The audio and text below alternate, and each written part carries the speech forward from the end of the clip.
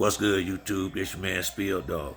Hey, boy, y'all just missed a good one if you didn't see this fight, man. Rashidi Ellis and Roman Villian, they got to it, baby. Rashidi lost the fight. I felt like it might should have been a draw, but you know, Rashidi Ellis, he came out real fast. He came out fast with a real good jab, moving around the ring, using a lot of head movement.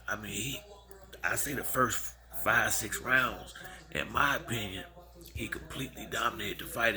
He was basically outclassing him, but I did notice he was using a whole lot of energy early in the fight, and I thought I was looking at the punches he was throwing. I was saying he ain't really throwing with a lot of power, but he using a lot of energy early. And I was thinking, I said, damn, if he don't get him hurt, he might be in trouble late.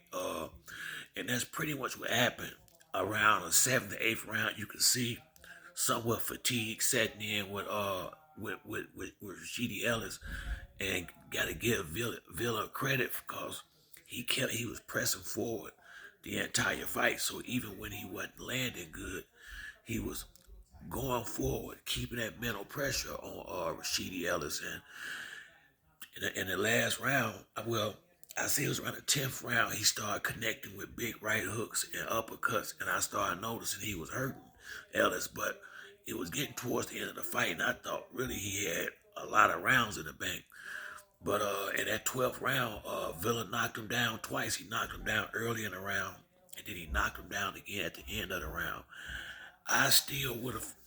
It seemed like Rashidi Ellis had enough rounds in the bank early to possibly even win the fight. I was expecting maybe a draw, and when they said the majority decision, I just assumed it was going to Ellis. But Roman Villa, he got it, and you can't be mad because you gotta respect what he did, man. I mean, he stayed on his game plan, he stayed focused, and he stayed going forward, pressing the entire fight. And I really believe that mental pressure brought on some of the fatigue that Rashidi Ellis had, because the entire fight, Villa was right in front of him, coming straight forward and throwing big heavy shots. He didn't waste a lot of punches. He didn't throw a lot of jabs. He was throwing big shots pretty much all night. And Ellis, I think he just gassed out, to be honest with you. But it was definitely a great fight. Can't be mad at the decision either way, because like I said, Villa did what he had to do.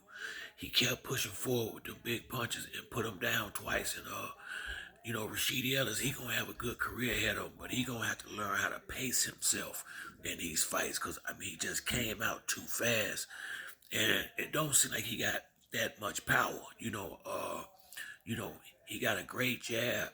He got good ring generalship, Rashidi Ellis, but I saw it coming.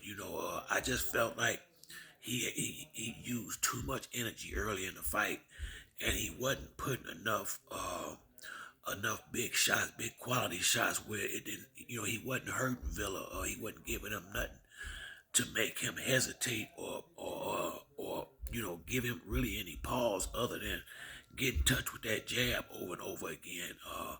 But good fight, and back to the drawing board for Rashidi Ellis. And that's why, when he was caught saying he wanted boots and Spence, you gotta test these guys before you put them in there with them top level dudes, cause you gotta be able to go 12 hard rounds. And when these guys getting all these knockouts and stuff like that, you throw them in there with one of these seasoned veterans, or a guy who got power and on a level. This what can happen a lot of times. But great fight, and on to the next one. But that's it for me on this video. If you like the video, hit the like or subscribe. To the next time, it's your boy Spill Dog. I'm out.